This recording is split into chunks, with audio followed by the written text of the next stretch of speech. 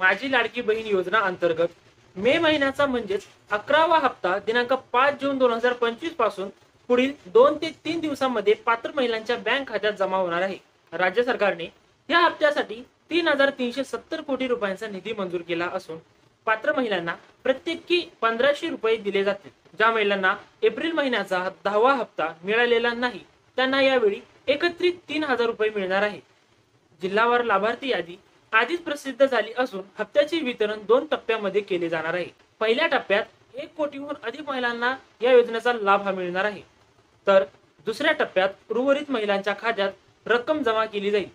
वटपौर्णिमेपूर्वी म्हणजेच 10 जूनच्या आत हे वितरण पूर्ण होणार आहे।